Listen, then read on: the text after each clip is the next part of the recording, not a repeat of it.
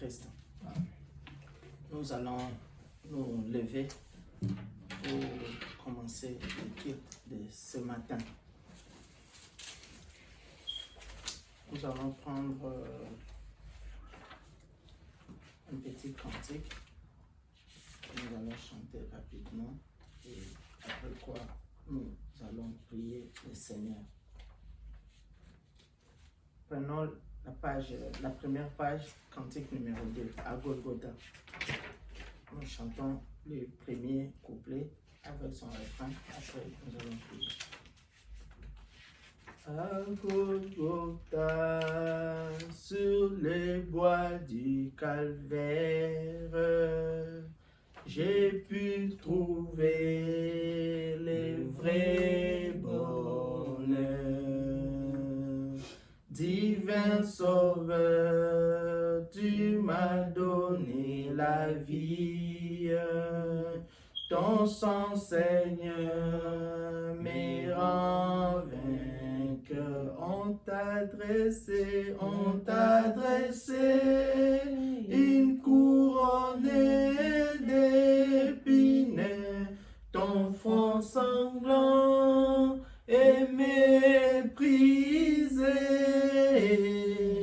Et j'ai compris que c'était pour mes crimes que le Sauveur versa son sang. On t'a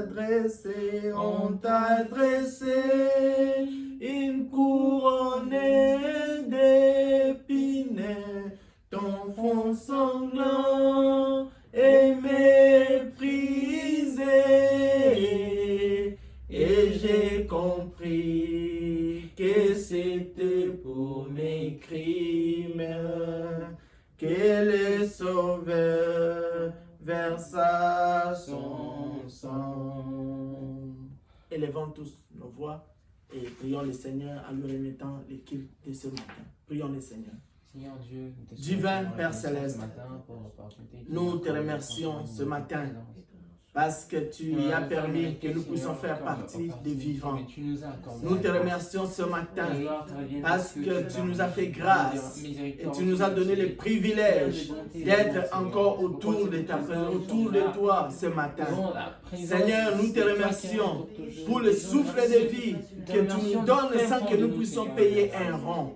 Oh Dieu bien-aimé, comme ton serviteur David pouvait dire, que tout ce qui respire loue l'Éternel. Voilà pourquoi nous sommes venus ici, pour te louer, pour te glorifier. Oh Seigneur, pour tout ce que tu as fait pour nous. Maintenant, Seigneur notre Dieu, prépare-nous, oh Dieu. Rends-nous capables de te rendre un culte agréable. Rends-nous capables d'être dignes de toi, Seigneur. Nous sommes venus tels que nous sommes, oh Dieu, sans rien de bon en nous. Mais nous espérons, Seigneur, à celui qui justifie l'impie. Voilà pourquoi, Seigneur, nous abandonnons entre tes mains. Oh Dieu bien-aimé, conduis ce culte de ce matin. Sois celui qui le préside pour nous. Sois celui qui prêche pour nous. Et sois celui qui écoute cette parole en nous. De telle manière qu'à la fin de toutes les choses, que l'honneur te revienne, que la gloire te revienne et que la paix inonde nos cœurs. Nous qui avons cru au nom puissant du Fils de Dieu, le nom de Jésus-Christ.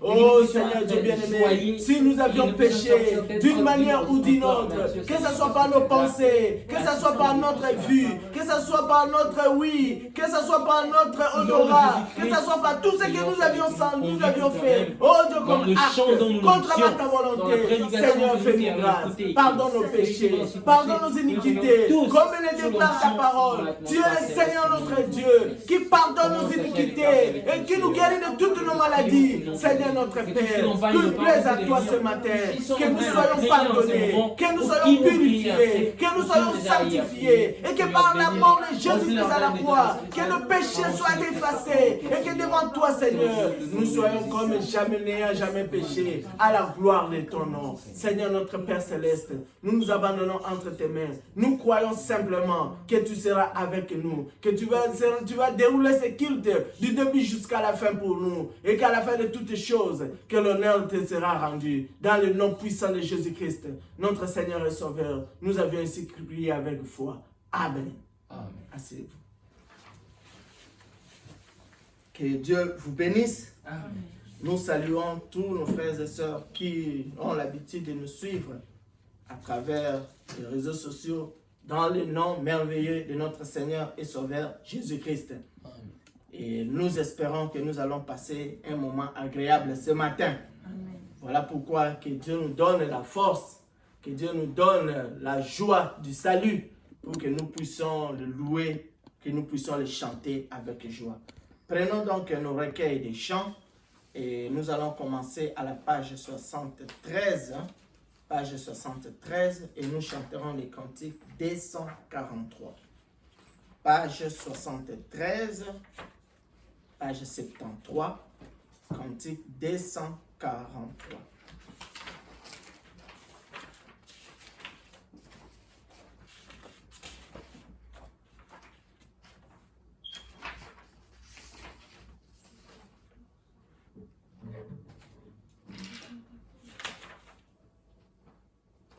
C'est page 74, page 74, cantique 243. Voyez comment toutes les prophéties s'accomplissent sous nos yeux. Voyez comment toutes les prophéties. 2. Voyez comment toutes les prophéties s'accomplissent sous nos yeux. Annonçant la venue du Seigneur, où bientôt s'ouvriront les yeux. Voyez combien de temps pensez-vous? Nous reste encore mes frères, il est plus tard que vous ne les pensez. Le Seigneur revient bientôt. Combien de temps pensez-vous? Alléluia, pour rester encore mes sœurs. Il est plus tard que vous ne les pensez. Le Seigneur revient bientôt. Les signes se voient dans les cieux, sur la terre et partout, proclamant qu'il n'a plus de temps. Répondez-vous ou vous mourrez. Oh, combien de temps pensez-vous? Alléluia, pour rester encore mes frères. Il est plus tard que vous ne les pensez. Oui, le Seigneur revient bientôt. Combien de temps pensez-vous? Alléluia, pour rester encore mes sœurs. Il est plus tard que vous ne les pensez. Oui, le Seigneur revient bientôt. Bientôt, nous serons enlevés. Nous irons à la maison, à celui qui nous a aimés. Et avec lui nous régnerons. Oh, combien de temps pensez-vous? Alléluia, pour rester encore mes frères. Il est plus tard que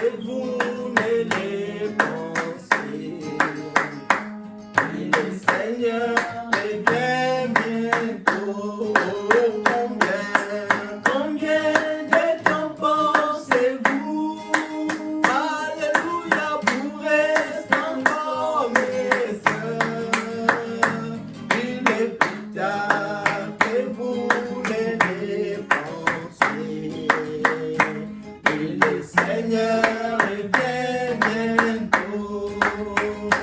La fin de toutes les choses est proche. Soyez alors sages et sobres, aimez toutes les armes de Dieu. Vivez la vie des bons chrétiens. Oh, combien de temps pensez-vous? Alléluia, pour rester encore mes frères. Il est plus tard que vous ne les pensez. Il le Seigneur revient bientôt. Oh, combien de temps pensez-vous? Alléluia, pour rester encore mes sœurs. Oh, il est plus tard que vous ne les pensez.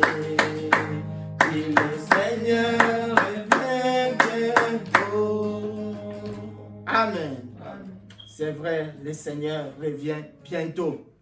Voilà pourquoi chacun de nous doit prendre sa préparation au sérieux. Et comme nous avons l'habitude de le dire, à l'ombre des retours du Seigneur, chaque réunion compte pour les chrétiens. Parce que le Seigneur est en train d'achever à chacun de nous ce qu'il avait commencé. Que le nom du Seigneur soit loué. Nous prenons la page 70 et nous chantons cette fois-ci le cantique 232.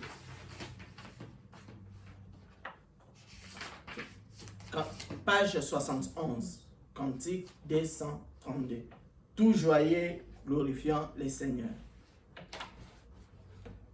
Tout joyeux glorifiant le Seigneur. 2. Tout joyeux glorifiant le Seigneur. Chantons et célébrons ses louanges. Adorons avec foi le Seigneur.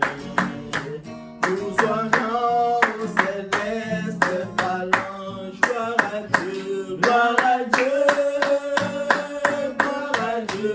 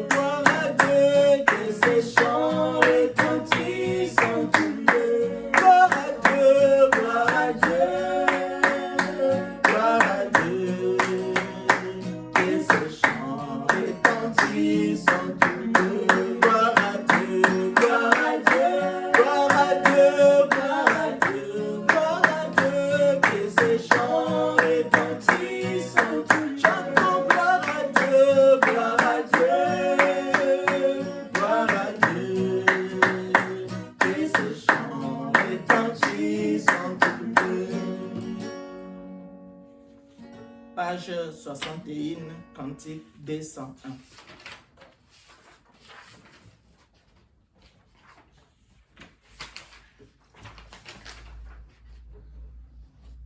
Page 62, Cantique 201. Page 62, Cantique 201. Quel ami fidèle et tendre nous avons en Jésus-Christ. Quel ami fidèle et tendre. 2. Quel ami fidèle et tendre. Nous avons en Jésus-Christ.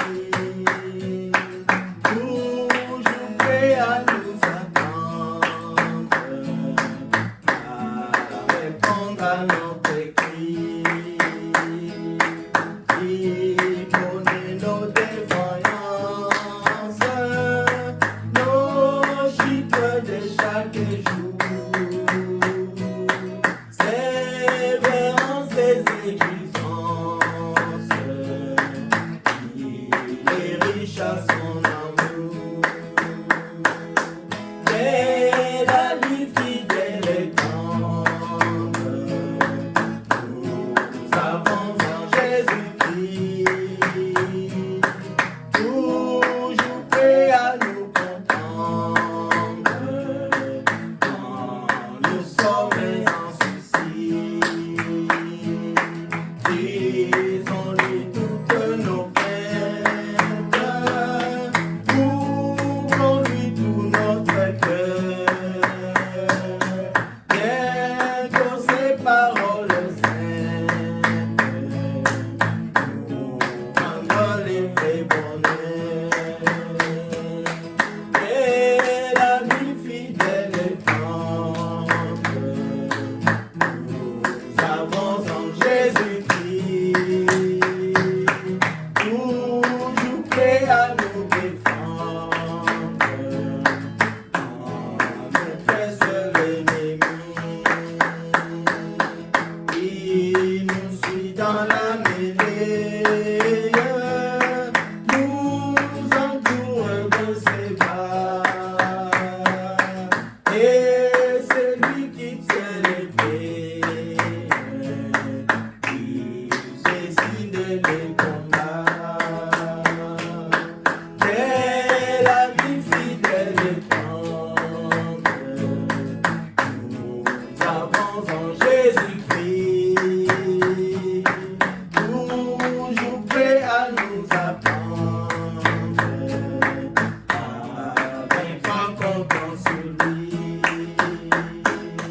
S'il nous voit vrai et sincère à chercher la sainteté, il écoute nos prières, il nous met en liberté. Quel ami fidèle et tendre, nous avons en Jésus-Christ. Bientôt il viendra nous prendre pour être au ciel avec lui. Suivons donc l'étroite voie en comptant sur son secours. Bientôt nous aurons la joie et vivre avec lui toujours. Amen. Cantique, page 48. Page 48.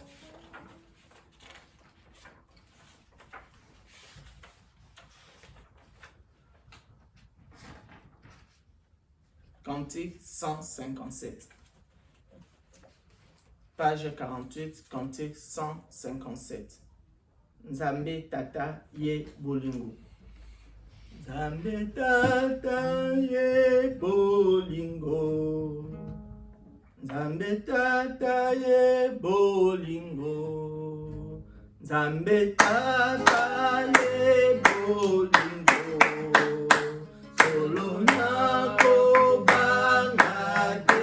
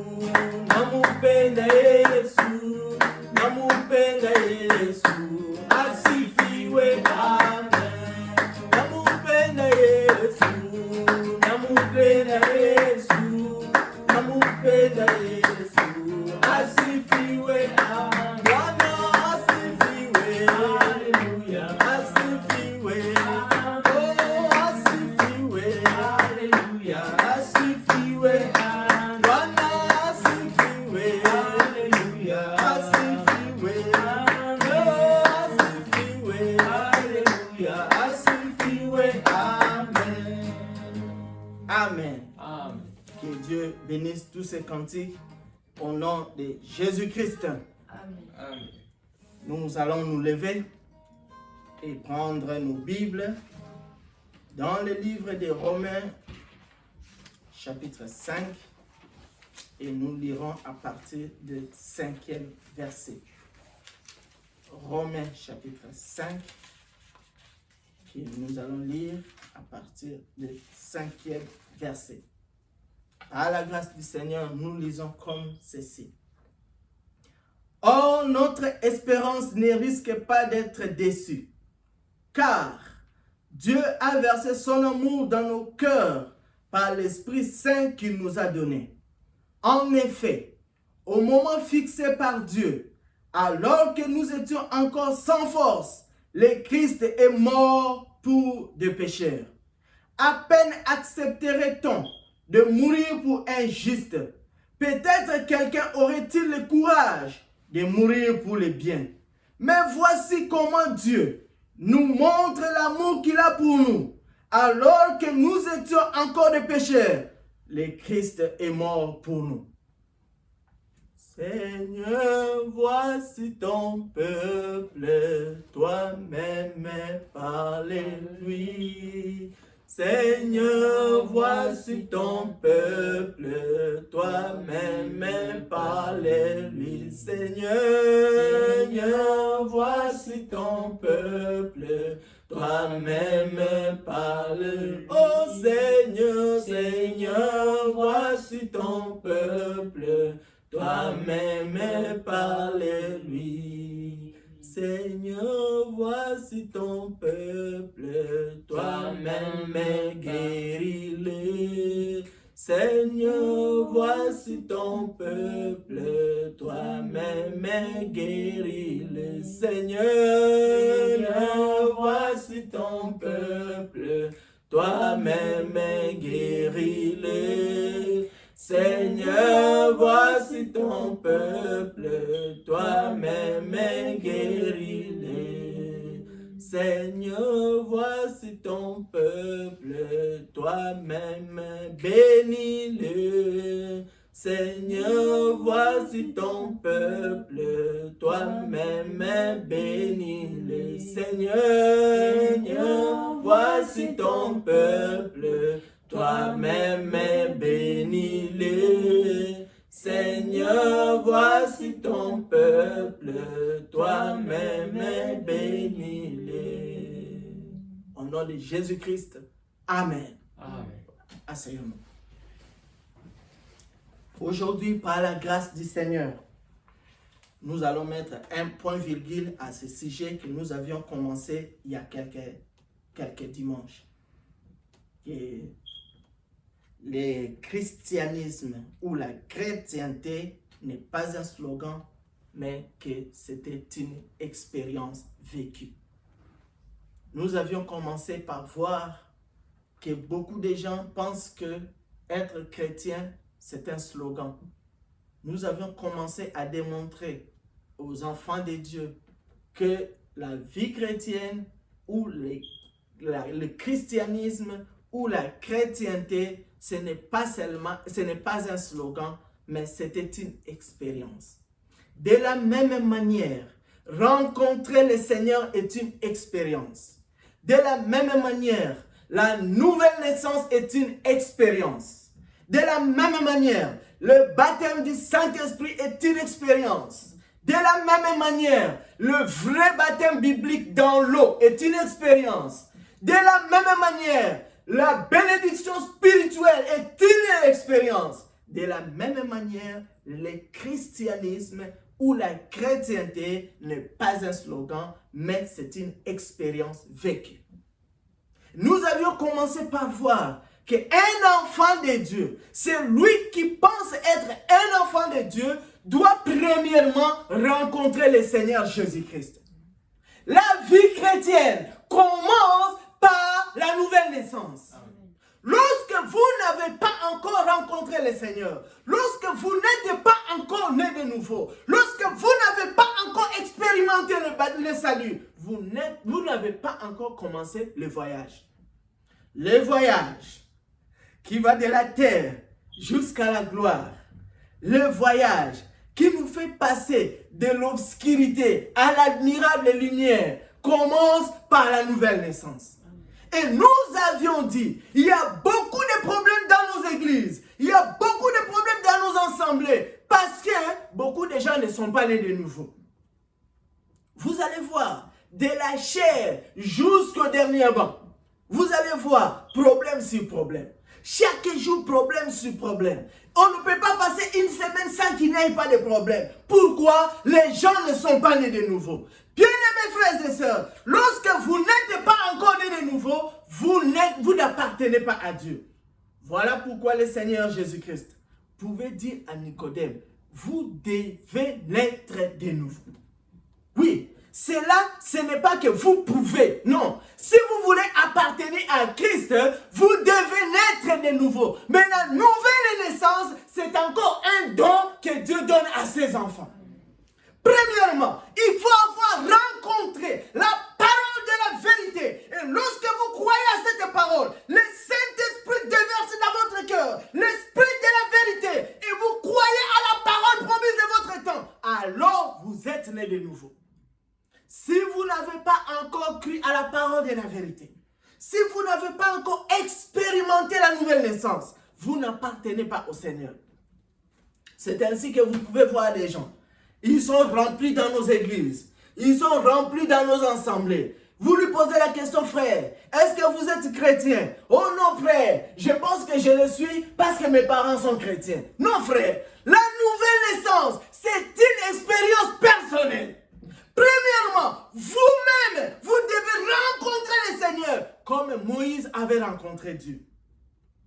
Voilà pourquoi Frère Branham disait, lorsqu'un prédicateur n'a pas fait l'expérience des buissons ardents, il ne peut pas se tenir du haut de la chair pour prêcher la parole. C'est vrai. Lorsque vous regardez dans le livre de Genèse chapitre 6, Noé, lorsqu'ils appelaient les gens à entrer dans l'arche, lui-même était déjà dans l'arche. Premièrement, vous devez être dans la famille chrétienne pour faire entrer les gens dans la famille. Et de la même manière, on n'appartient pas à une famille biologique. Seulement comme ça, vous ne verrez pas une déclaration. Oh non, à partir d'aujourd'hui, j'appartiens à telle famille. À partir d'aujourd'hui, j'appartiens à telle famille. Non, frère. Pour appartenir à une famille biologique, vous devez être né dans cette famille. C'est aussi la même chose avec la famille chrétienne. Vous ne pouvez pas déclarer que vous êtes un enfant de Dieu si vous n'êtes pas né de Dieu. Amen. Premièrement, il faut avoir rencontré la parole de Dieu par laquelle vous avez été engendrés. Voilà pourquoi, lorsque nous croyons à la parole de Dieu, lorsque nous avons été engendrés par la sémence incorruptible de Dieu, nous sommes fiers de lever nos yeux vers les cieux et dire notre Père qui est dans les cieux. Alléluia. Et lorsque nous disons notre Père qui est dans les cieux, le Seigneur regarde et dit oui, je suis votre Père. Pourquoi? Nous avons été engendrés par la sémence incorruptible de la parole de Dieu. Premièrement, vous ne pouvez pas vous revendiquer être fils de quelqu'un si vous n'avez pas été engendré par lui. Ça sera une folie. Donc vous devez appartenir à Dieu par la nouvelle naissance. Ainsi, bien aimés frères, nous avions commencé à voir dans les jours qui ont suivi que la vie chrétienne c'est une vie, frère. C'est vrai, la vie chrétienne a été une vie, mais c'est une vie qui est remplie des expériences bibliques. Ce ne sont pas des expériences que les gens se fabriquent eux-mêmes, mais c'est une expérience biblique. Et lorsque Frère Branham reprend ces choses, il dit, un enfant de Dieu est comparé à une brebis. Un enfant de Dieu, un chrétien, que ce soit fils ou fille, un chrétien, c'est une brebis. Voilà pourquoi la Bible compare la famille chrétienne à la bergerie. Chaque personne qui croit au Seigneur Jésus-Christ et qui est né de nouveau appartient à la bergerie de Dieu. Mais de cette bergerie, nous avons un seul berger. Notre berger, ce n'est pas le pasteur. Notre berger, ce n'est pas l'évangéliste. Notre berger, ce ne sont pas les prophètes. Jésus-Christ. Les pasteurs, l'évangéliste, les apôtres, les prophètes, ce sont des gens comme. La réalité, c'est le Seigneur Jésus-Christ. Voilà pourquoi, chaque enfant de Dieu, vous devez examiner si vous appartenez à la bergerie de Dieu. Et frère Branham dit, lorsque vous appartenez à cette bergerie, parce que vous êtes une brebis ne vit pas de n'importe quelle manière. Bien-aimés frères et sœurs, il y a beaucoup de bêtes sur la terre. Il y a beaucoup d'animaux sur la terre. Mais pourquoi Dieu compare les chrétiens à une brebis? Une brebis a une nature particulière. Frère Branham dit, une brebis, lorsque vous ne la faites pas sortir, elle va rester là. C'est-à-dire qu'une brebis ne peut pas se conduire elle-même. C'est-à-dire qu'une brebis n'a pas sa volonté à faire valoir. Une brebis, elle suit la conduite de son berger. Vous devez la faire sortir. Et lorsque vous la faites sortir, vous la laissez là, elle ne va pas aller. Pourquoi? Elle a besoin de sa conduite. Et on conduit la brebis par le berger. Lorsque le berger va les conduire et qu'il l'amène quelque part, elle va manger seulement ce qu'on lui a donné par son berger. Bien aimés frères et sœurs, que chacun de nous s'examine pour voir si ces caractéristiques des brebis se trouvent encore en nous. Si vous vous conduisez encore vous-même, bien aimés frères et sœurs, dansez comme vous voulez, chantez comme vous voulez, donnez les prophéties comme vous voulez, votre expérience n'est pas vraie. Un enfant de Dieu ne se conduit jamais lui-même. Un enfant de Dieu a besoin de la conduite spirituelle qui vient au moyen du Saint-Esprit à travers les conducteurs que Dieu a établis. Lorsque vous avez votre propre volonté, vous voyez, lorsque vous avez votre propre volonté, le berger vous fait sortir et il dit que nous allons dans cette direction. Vous vous dites, je ne vais pas aller dans cette direction. Moi, je vais prendre cette direction. Vous n'êtes pas une brebis. Dans la bergerie, nous avons des brebis, nous avons aussi des agneaux. Les agneaux, ce sont encore les plus petits.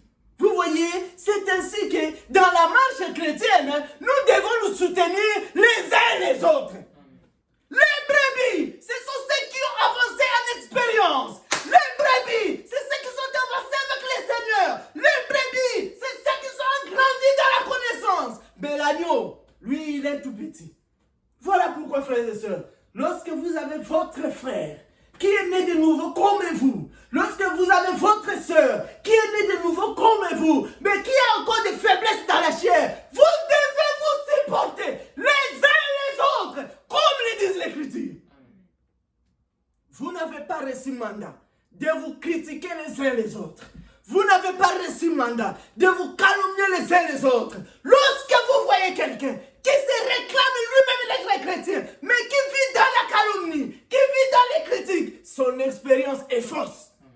Ce n'est pas moi qui le dis, c'est l'Écriture qui le dit. Un enfant de Dieu est comparable à la brebis. Et chaque brebis ne mange que ce que lui donne son berger. Vous voyez, vous prenez un enfant de Dieu, vous prenez une brebis, vous l'amenez quelque part là, mange ce qu'on te donne là. Moi je ne vais pas manger ça, moi je vais manger ça, je mange ça, je mange ça. Une brebis ne mange pas n'importe quoi. Vous voyez, si aujourd'hui les gens souffrent spirituellement, c'est parce qu'ils mangent en désordre. Bien-aimés frères et sœurs, prenez seulement ce que Dieu vous donne au moyen du Saint-Esprit. Oh non frère, ici là, je ne vois pas clair.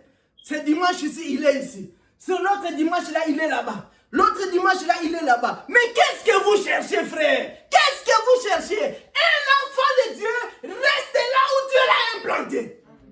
Frère Branham disait, nous sommes des arbres dans le jardin de Dieu. Et quand Dieu t'a piqué quelque part, frère, tu dois rester là. S'il faut mourir, tu dois mourir là. C'est vrai. S'il y a des problèmes aujourd'hui, parce que quand vous allez aller quelque part, vous prenez une autre nourriture. Vous allez quelque part, vous prenez une autre nourriture. Vous allez quelque part, vous prenez une autre nourriture. Quand vous rentrez à la maison, vous faites votre indigestion. Qui doit vous prendre en charge? Les bergers que Dieu a établis là. Vous faites souffrir les serviteurs de Dieu en mangeant n'importe comment. Un enfant de Dieu ne mange pas n'importe quoi. C'est pourquoi, frère, la Bible dit, n'abandonnez pas votre assemblée. C'est vrai. Maintenant, de là où nous avions vu, là où nous avions lu aujourd'hui, c'est l'apôtre Paul, l'apôtre des nations, qui est en train de nous parler. Il dit, oh, notre expérience ne risque pas d'être déçue. C'est vrai, frères et sœurs. Lorsque vous placez votre expérience, lorsque vous placez votre espérance en Dieu, vous ne serez jamais déçus. Mais c'est lorsque vous placez votre espérance dans les hommes. Vous voyez, vous placez votre foi dans les hommes. Vous placez votre espérance dans les hommes. La Bible dit, Ésaïe chapitre 40, à partir du verset 6, 1 Pierre chapitre 2, à partir du verset 17, l'homme passe, les hommes passent, mais la parole de Dieu demeure toujours. C'est vrai, lorsque vous placez votre confiance dans les hommes vont passer, mais leur convoitise aussi passe avec eux. Mais si vous avez placé votre confiance dans les hommes, lorsque les hommes vont passer, vous serez déçus. Mais quand vous placez votre confiance dans les seigneurs, vous ne serez jamais déçus. Voilà pourquoi le Seigneur peut dire ici, oh, notre espérance ne risque pas d'être déçue. Car Dieu a versé son amour dans nos cœurs par l'Esprit Saint qui nous a été donné. En effet, au moment fixé par Dieu, alors que nous étions encore sans force, le Christ est mort pour les pécheurs. À peine accepterait-on de mourir pour un juste. Peut-être quelqu'un aurait-il le courage de mourir pour le bien. Mais voici comment Dieu nous montre l'amour qu'il a pour nous. Alors que nous étions encore des pécheurs, Christ est mort pour nous. Vous voyez, frère, l'amour de Dieu, ce n'est pas comme l'amour des hommes. L'amour de Dieu, ce n'est pas comme l'amour de l'homme vers sa femme. L'amour de Dieu, voilà pourquoi l'amour agapao, c'est le gage de l'enlèvement. Lorsque vous n'avez pas encore reçu cet amour de Dieu, lorsque vous n'avez pas encore reçu l'amour divin dans votre cœur, parce que Dieu est amour. Et si vous n'avez pas encore reçu cet amour-là, frère, l'enlèvement, ce n'est pas pour vous. C'est vrai, frère, l'heure est arrivée où nous devons prêcher la parole de Dieu sans gants. L'heure est arrivée où toute la vérité de la parole doit être enseignée pour que les gens se préparent. C'est vrai, frère. L'amour agapao est différent de l'amour philéo. L'amour agapao est différent de l'amour que l'homme a vers sa femme. L'amour agapao est différent de l'amour d'un père pour sa fille. L'amour agapao est différent de l'amour qu'a un frère vers son frère. L'amour de Dieu va au-delà de toutes choses. C'est vrai, frère. Avec l'amour de ce monde, nous nous considérons à travers notre tribu. Par l'amour de ce monde, nous nous considérons par nos clans. Par l'amour de ce monde, nous nous considérons au moyen de notre nationalité. C'est vrai, frère. Vous voyez, mais l'amour de Dieu va au-delà de toutes ces choses. Voilà pourquoi, frère, quand vous voyez, un homme est toujours attaché aux gens de son pays. Quand un homme est toujours attaché aux gens de sa tribu, c'est un homme qui n'a pas encore reçu l'amour de Dieu. Et si vous n'avez pas encore reçu l'amour de Dieu, c'est qu'en réalité, vous n'êtes pas chrétien. Mais c'est la vérité. Nous devons dire les choses clairement pour que les enfants de Dieu sachent où ils doivent être. Vous allez dans une réunion de prière où vous allez voir plus de 5 assemblées, plus de 10 assemblées qui s'appellent elles-mêmes des assemblées sœurs. Quelle honte! Vous avez des assemblées, plus de 5, plus de 10 qui se réunissent ensemble. Ils chantent le même cantique, ils vont donner les mêmes offrandes, ils vont écouter la même prédication au moyen d'un seul prédicateur. Mais lorsqu'ils sortent, vous observez leur vie, vous voyez, ils ne sont pas encore nés de nouveau. Oui, frère, parce que quand vous allez voir, vous regardez, celui-là, je ne le connais pas, hein. Il n'est pas de mon assemblée. Et quand vous voyez quelqu'un de votre assemblée, que Dieu te bénisse, ce précieux frère. Qu'est-ce qui fait que tu es attaché à celui avec qui tu pries dans l'assemblée et tu n'es pas attaché à l'autre? C'est que votre expérience n'est pas vraie. Quand vous avez reçu l'amour de Dieu, quand vous avez reçu cet amour divin dont nous parlons, quand vous avez reçu l'amour agapao dont nous parlons, vous n'allez pas regarder à votre assemblée. Vous n'allez pas regarder à votre église. Vous aimerez tout le monde. Non seulement que vous aimerez ceux qui vous aiment, mais dans Matthieu chapitre 5, l'Écriture dit, vous aimerez aussi vos ennemis. Ah! La Bible dit, si vous aimez seulement ceux qui vous aiment, qu'est-ce que vous faites d'extraordinaire? Un enfant de Dieu aime même ses ennemis. Ah! Est-ce que toi, tu peux aimer ton ennemi? Parce que Paul le dit, si même ton ennemi, ce n'est pas celui qui t'insulte toute la journée. Ton ennemi, ce n'est pas celui qui te critique, c'est celui qui te tuerait lorsqu'il en a l'occasion. Maintenant, Paul le dit, s'il a faim, donne-lui à manger. Mais dans cette nourriture-là, ne mets pas les poisons. Tu vois? Ah, quand tu donnes à manger à ton ennemi, ne mets pas les poisons. Ah, s'il a faim, donne-lui à manger. S'il a soif, donne-lui à boire. Est-ce que tu peux arriver à ce niveau-là? La parole de Dieu que nous vous prêchons ici, c'est pour que vous arriviez à ce niveau-là. Parce que la Bible dit, si votre foi, si votre amour ne dépasse pas celle des pharisiens et des sadducéens, c'est que vous n'entrerez pas. Ce n'est pas moi qui le dis, c'est Jésus-Christ lui-même qui parle. Il dit, si votre amour ne dépasse pas celui des pharisiens, vous n'entrerez pas. Les pharisiens aiment seulement ceux qui les aiment. Les sadducéens saluent seulement ceux qui les saluent. Et la Bible dit, si vous saluez seulement ceux qui vous saluent, qu'est-ce que vous faites d'extraordinaire? Un enfant de Dieu n'a pas des ennemis. Vous devriez avoir honte, frère. Après avoir écouté la parole de Dieu, après avoir écouté la pure parole de Dieu, pendant 10 ans, pendant 20 ans, et vous vous trouvez encore dans cette vie-là, c'est une honte. Oh non, moi et lui, même si le pasteur parle comment, et si m'bate frère, et si m'bate, ton coup à la gana lola, na lola aucun de thé. Si sur la terre, vous êtes des ennemis, vous allez amener votre ennemi là-bas au ciel. Au ciel là-bas, il n'y a pas des ennemis. Vous voyez, vous devez commencer à vous faire la paix ici sur terre. Voilà pourquoi Paul dit, si cela dépendait de vous, il dit, comme cela dépend de vous, soyez en paix avec tout le monde. C'est vrai. Et il dit, mais voici comment Dieu nous montre l'amour qu'il a pour nous, alors que nous étions encore des pécheurs. Frères et sœurs, il faut vraiment que tu considères l'amour de Dieu. Il faut vraiment que tu considères l'amour de Dieu. Il ne faut pas aimer Dieu de ta propre manière. Il faut aimer Dieu selon la révélation. Voilà pourquoi l'Écriture dit, il y a un cantique que nous chantons, si nous aimons Dieu aujourd'hui, c'est parce que lui, il nous a aimés le premier. Vous voyez, regardez cet amour de Dieu. L'apôtre Paul s'étonne et il dit, c'est avec beaucoup de difficultés qu'un homme peut accepter de mourir pour quelqu'un de bien. Mais regardez l'amour de Dieu. Dieu nous a manifesté cet amour, de sorte que lorsque nous étions encore des pécheurs, Christ est déjà mort pour nous. Cela signifie que frère,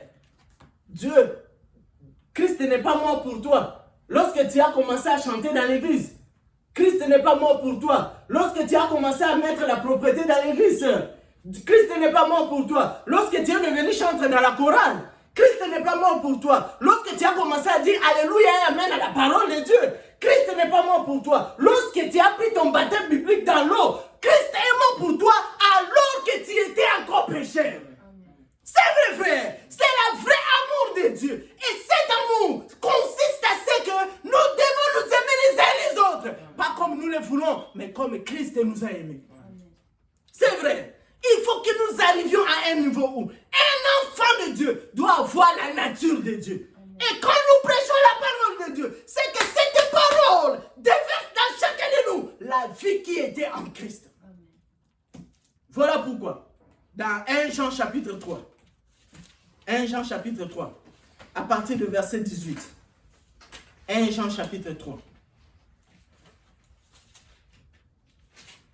1 Jean chapitre 3, à partir du verset 18, nous lisons comme ceci.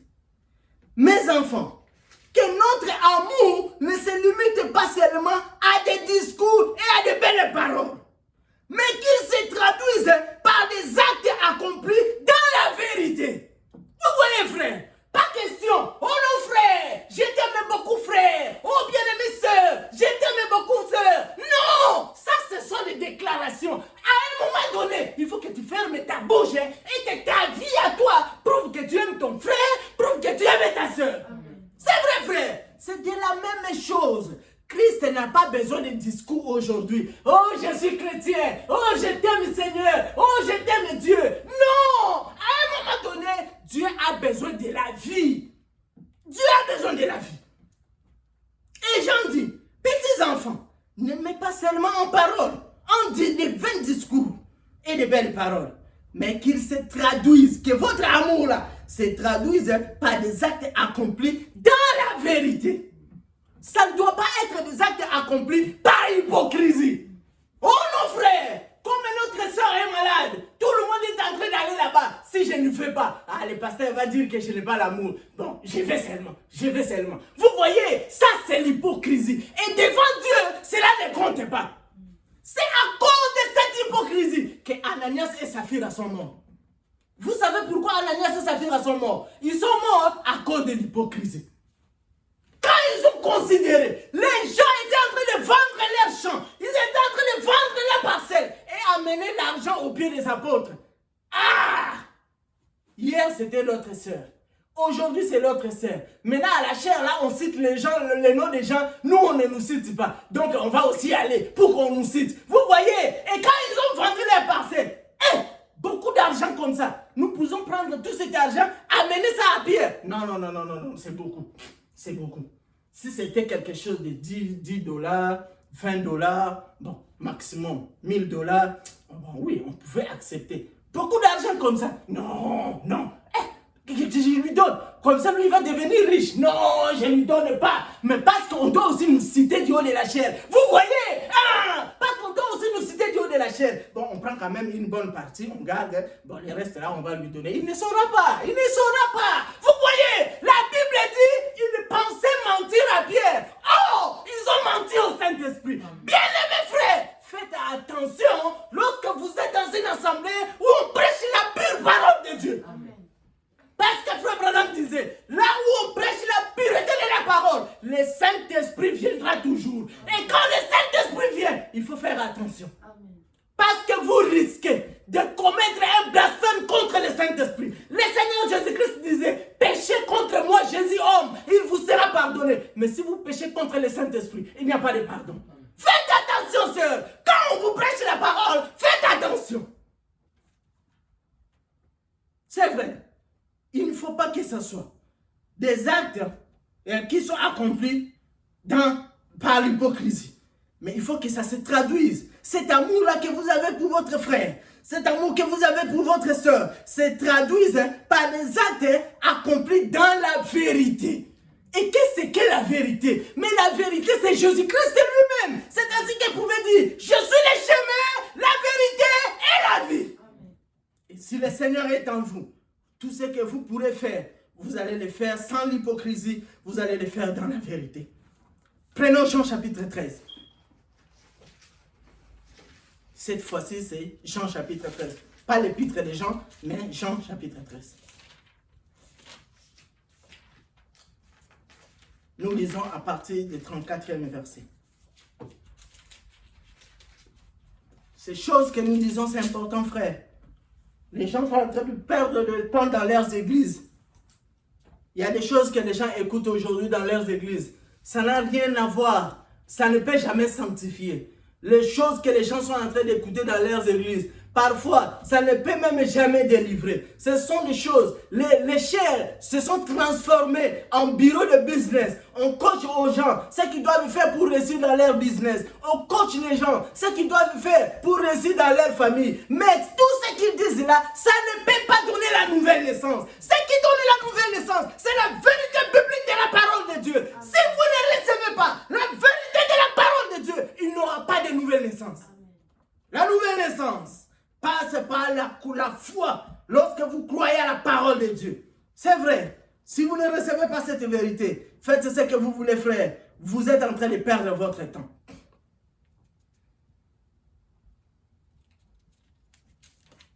Jean chapitre 13, à partir du verset 34. Nous lisons par la grâce de Dieu. Je vous donne un commandement nouveau. Aimez-vous les uns les autres. Oui. Comme je vous ai aimé. Aimez-vous les uns les autres. À ceci, tous reconnaîtront que vous êtes mes disciples. À l'amour que vous aurez les uns pour les autres. Vous voyez, frère, nous devons nous aimer. Pas de notre propre manière. Nous devons nous aimer. Pas au mieux de notre connaissance. Oh non, frère, je suis en train de faire de mon mieux. Non, tu ne dois pas faire de ton mieux. Tu dois aimer l'autre comme Christ t'a aimé.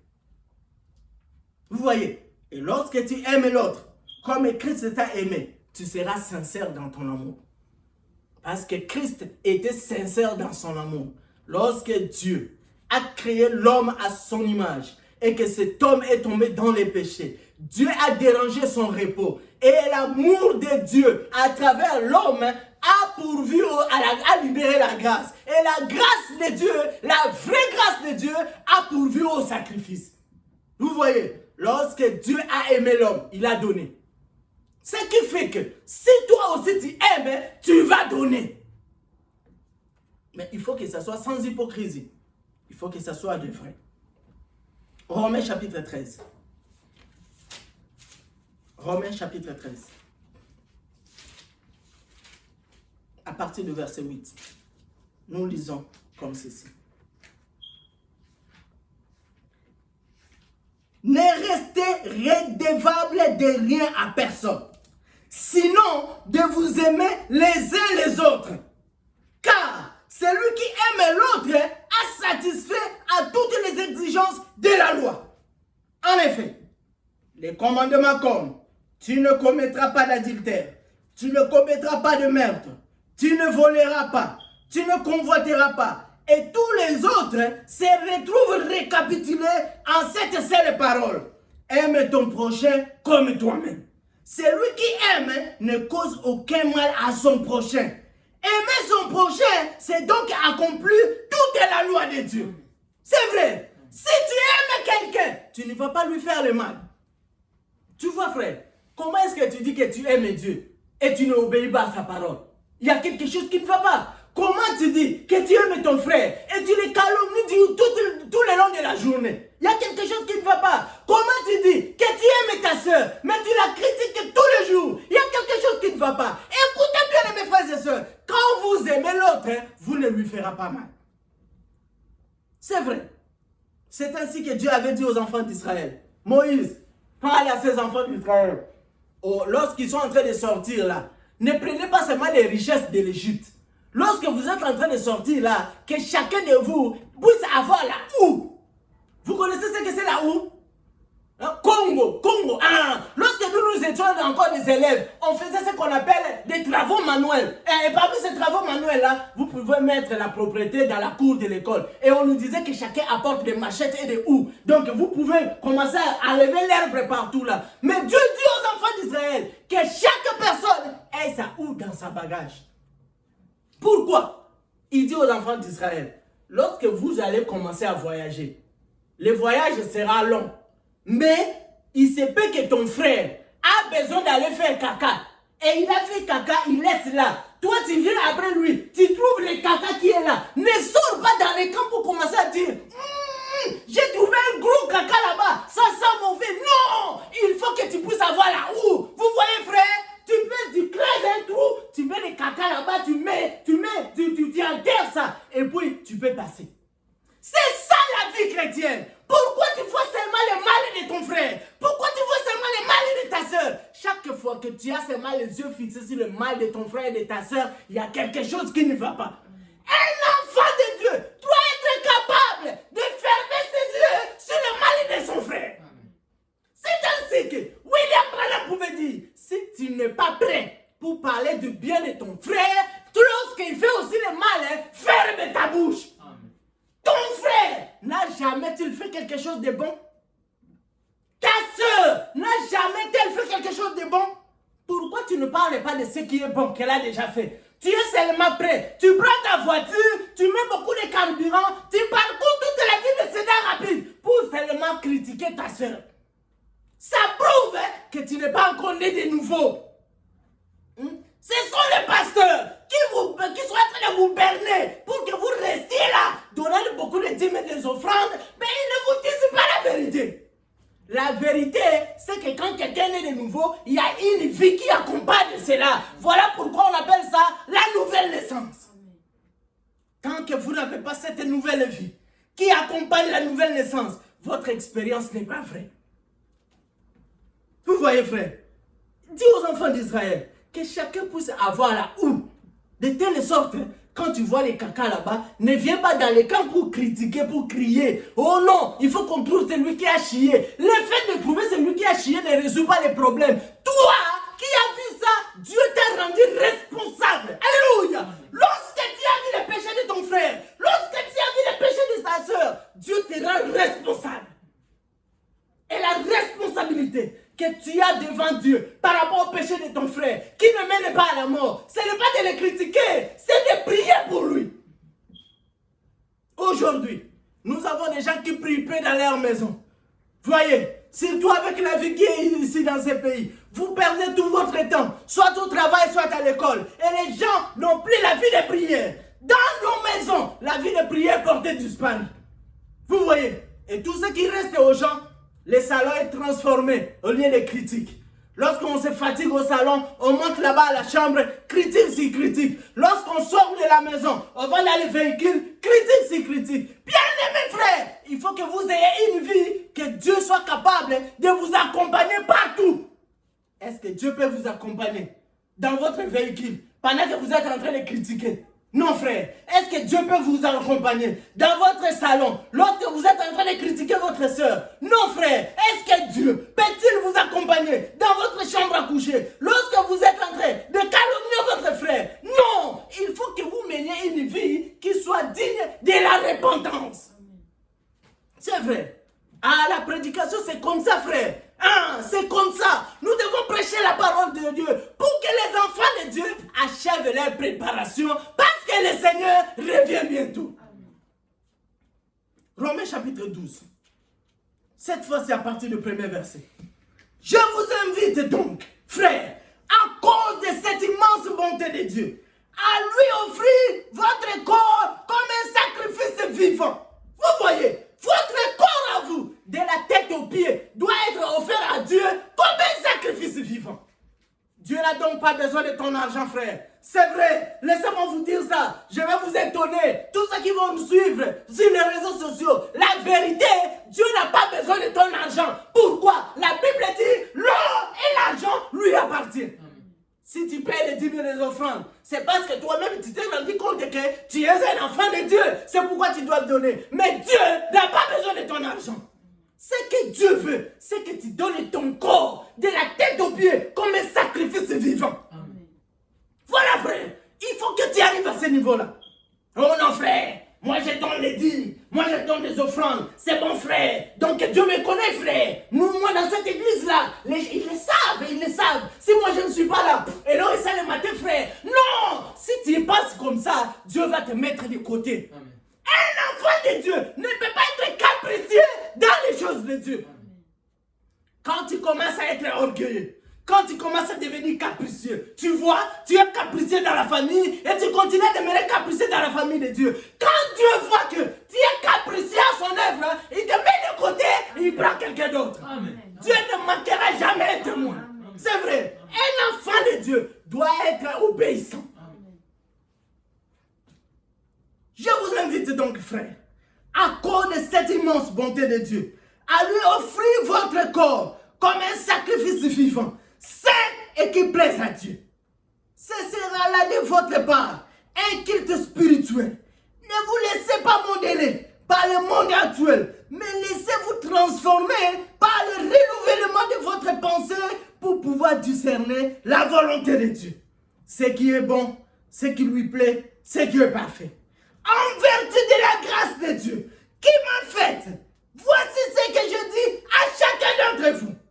Ne soyez pas prétentieux, N'allez pas au-delà de ce à quoi vous devez prétendre. Tendez au contraire à une sage appréciation de vous-même. Chacun selon la part que Dieu lui a donnée, dans son œuvre régie par la foi. Chacun de nous, dans un seul corps, a de nombreux organes. Mais ces organes n'ont pas la même fonction. De même, lorsque nous sommes nombreux, nous formons ensemble un seul corps par notre union avec Christ. Et nous sommes tous, et chacun pour sa part, membres les uns et les autres.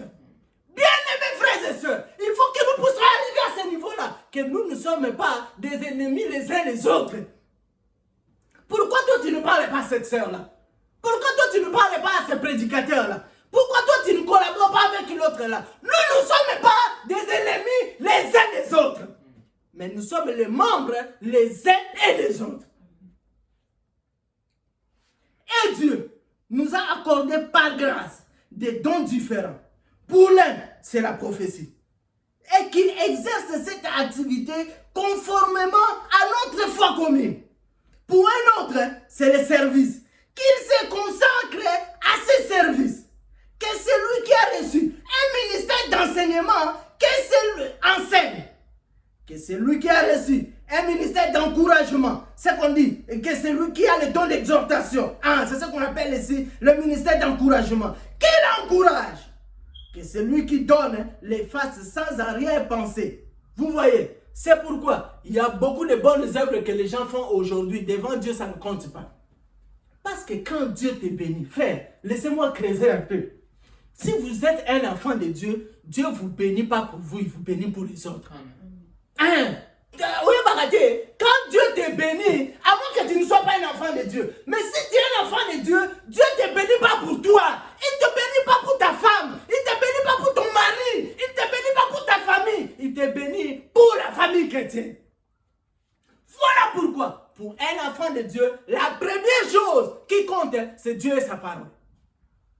Après, c'est la famille chrétienne, les enfants de Dieu.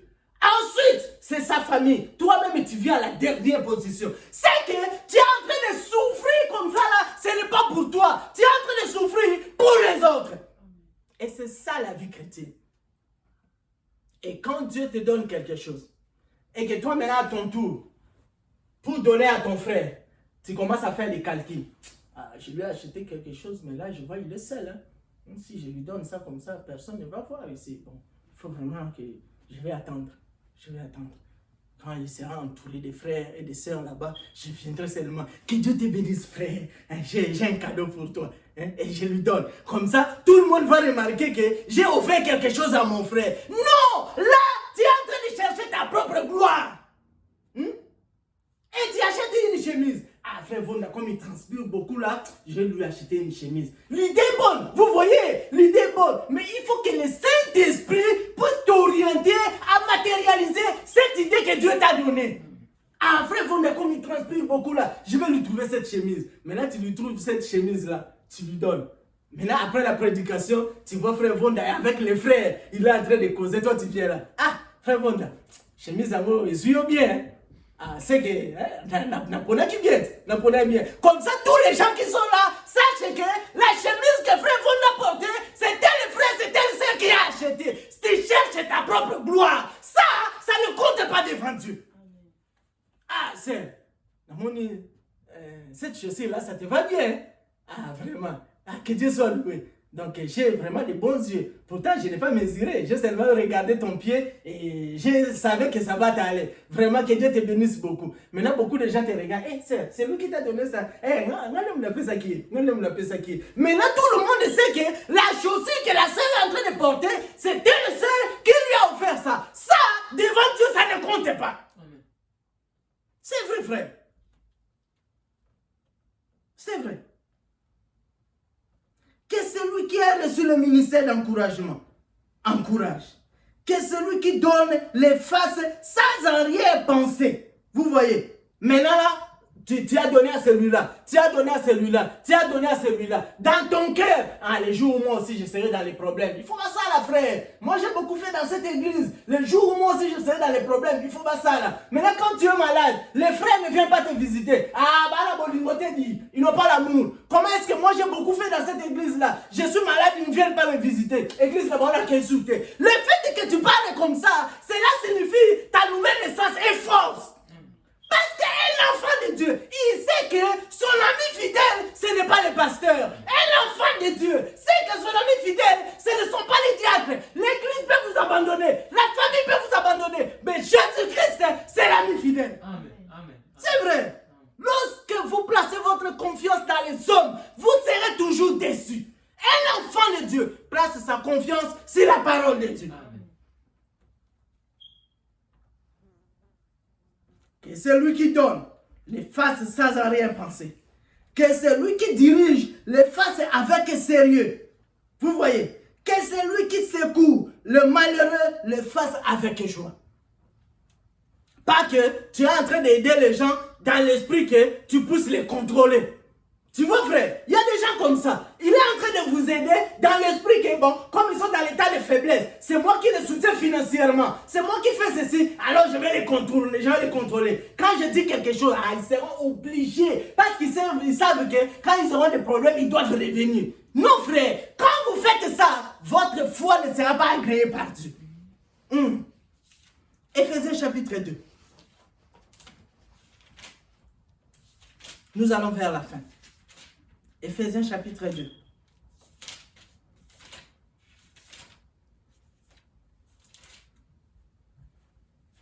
À partir du verset 1er.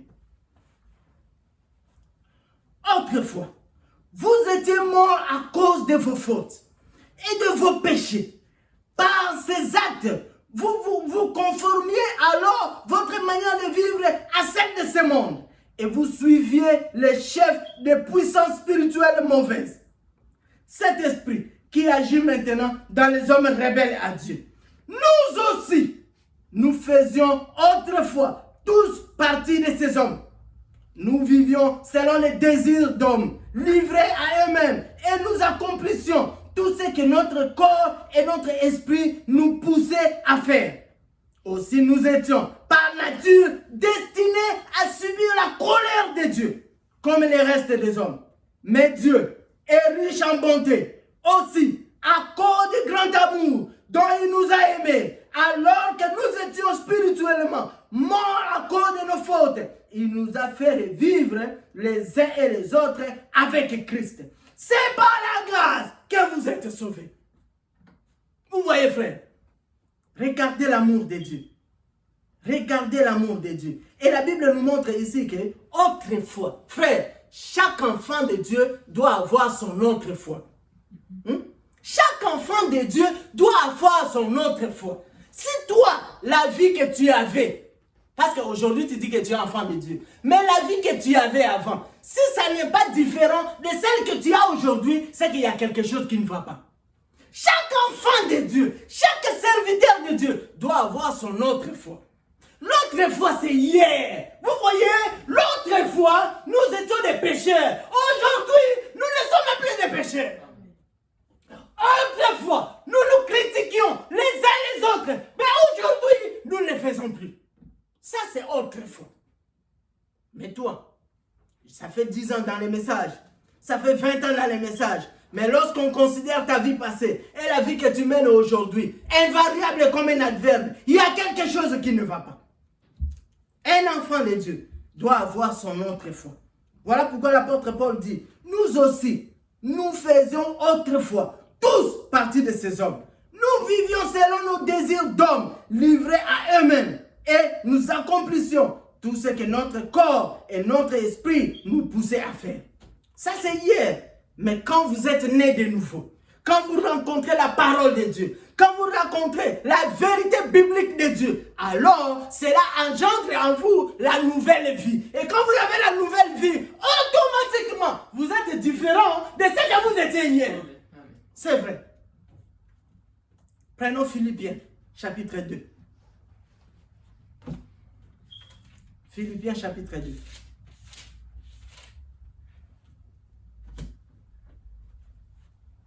Nous lisons à partir du verset 3. Ne faites donc rien par esprit de rivalité ou par un vain désir de vous mettre en avant. Au contraire, par humilité, considérez les autres comme plus importants que vous-même. Vous voyez la vie chrétienne? C'est vrai, la vie chrétienne fait que le chrétien considère l'autre comme étant supérieur à lui-même. Toi, tu vois toujours toi. Non, c'est toujours moi. Quand les frères est là, tout le monde doit sentir que tel frère est là. Quand la sœur est là, tout le monde doit sentir que telle sœur est là. Il y a quelque chose qui ne va pas. Un enfant de Dieu est un enfant humble. Et cette humilité, c'est ce qui fait que vous pouvez considérer les autres comme étant importants. La Bible dit plus important que vous-même. Et que chacun regarde non ses propres qualités. Dans la version Louis II, il dit ses intérêts, mais celles des autres. Tendez à vivre ainsi entre vous, car c'est ce qui convient quand on est unis à Jésus-Christ. Donc lorsque vous êtes un enfant de Dieu, lorsque vous pensez que vous êtes chrétien, c'est comme ça que vous devrez vivre. Parce que dans l'arche de Noé, c'est comme ça que les choses doivent être. Amen.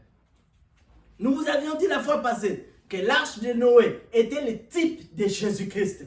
Et quand on est dans le Seigneur, les anciennes choses sont passées, voici toutes les choses sont devenues nouvelles. Lui qui, dès l'origine, était des conditions divines, ne chercha pas à profiter de l'égalité avec Dieu. Mais il s'est dépouillé lui-même et il a pris la condition du serviteur. Et il s'est rendu semblable aux hommes en tout point et tout en lui montrant qu'il était bien un homme. Il s'abaissa lui-même en devenant obéissant jusqu'à la mort. Oui, la mort sur la croix. C'est pourquoi Dieu l'a élevé à la plus haute place et lui a donné le nom qui est au-dessus de tout nom. Pour qu'au nom de Jésus, tout être s'agenouille dans les cieux, sur la terre et jusqu'à sous la terre. Amen. Et que chacun déclare que Jésus-Christ est Seigneur à la gloire du Père. Amen. Oui, frère, aujourd'hui, tout le monde doit savoir que Jésus-Christ est Seigneur. Amen. C'est vrai, les gens ne veulent pas écouter le nom du Seigneur. C'est un nom qui le met mal à l'aise. Mais les enfants de Dieu proclament haut et fort le nom de Jésus-Christ. Pourquoi? Jésus-Christ est Seigneur. Amen. Nous terminons par 1 Corinthiens chapitre 13. 1 Corinthiens chapitre 13.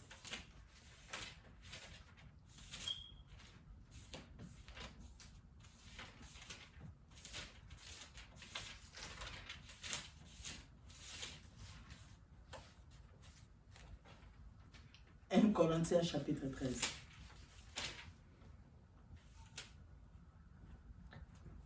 À partir du verset 1er. En effet, supposons que je parle les langues des hommes et même celles des anges. Si je n'ai pas l'amour, je ne suis rien de plus qu'une trompette clairantante ou une cymbale bruyante. Supposons que j'ai le don de prophétie, que je comprenne tout le mystère et que je possède toute la connaissance. Supposons que j'ai dans toute sa plénitude la foi qui peut transporter les montagnes. Si je n'ai pas l'amour, je ne suis rien. Si même j'ai sacrifié tous mes biens et jusqu'à ma vie pour aider les autres au point de pouvoir m'en vanter, si je n'ai pas l'amour, cela ne me sert de rien. L'amour est patient. Alléluia. Amen. Il est plein de bonté. L'amour, il n'est pas envieux. Il ne cherche pas à se faire valoir. Il n'enfle pas d'orgueil. Il ne fait rien d'inconvénient. Il ne cherche pas son propre intérêt. Il ne s'aigrit pas contre les autres. Il ne trame pas dans le mal. L'injustice l'attriste. La vérité les réjouit. En toute occasion, il le pardonne. Alléluia. Il lui fait confiance. Il l'espère. Il le préserve. L'amour n'aura pas de fin. Les prophéties cesseront. Alléluia. Les langues inconnues prendront fin. Et la connaissance particulière cessera. Notre connaissance est partielle. Et partielles sont nos prophéties. Mais le jour où la perfection paraîtra, ce qui est partiel cessera. Lorsque j'étais enfant, je parlais comme un enfant. Et je pensais et je raisonnais en enfant. Il faut devenir homme. Je me suis défait de ce qui est propre à l'enfant. Aujourd'hui, certes, nous ne voyons que d'une manière indirecte, comme dans un miroir. Alors, nous verrons directement dans le temps présent.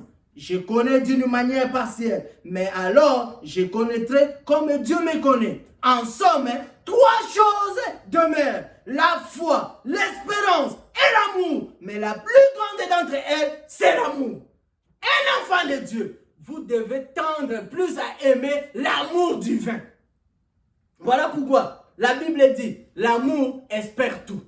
L'amour pardonne tout. L'amour ne soupçonne pas les mal. Lorsque vous avez l'amour agapao, vous ne soupçonnerez pas votre frère. Lorsque vous avez l'amour agapao, vous allez supporter votre frère. C'est pourquoi Jacques pouvait dire, petits enfants, supportez-vous les uns et les autres. C'est Jean qui le dit. Vous devez vous supporter si vous avez l'amour de Dieu. De la même manière que Dieu vous a supporté, vous aussi vous supporterez les autres.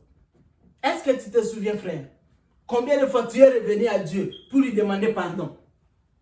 Hier, tu as demandé pardon. Avant-hier, tu as demandé pardon. Aujourd'hui, tu as demandé pardon. Dans tout ça, Dieu pardonne. De cette même manière que tu rentres toujours vers Dieu pour demander pardon, toi aussi, tu dois pardonner les autres. Amen. De la même manière, Dieu te supporte dans tes faiblesses, dans tes imperfections. Toi aussi, tu dois supporter les autres. Que Dieu puisse vous bénir et qu'il bénisse sa parole. Au nom de Jésus-Christ. Amen. Amen. Ainsi, nous mettons un point virgule à cette pensée que nous avions méditée durant tout ce temps. Vraiment.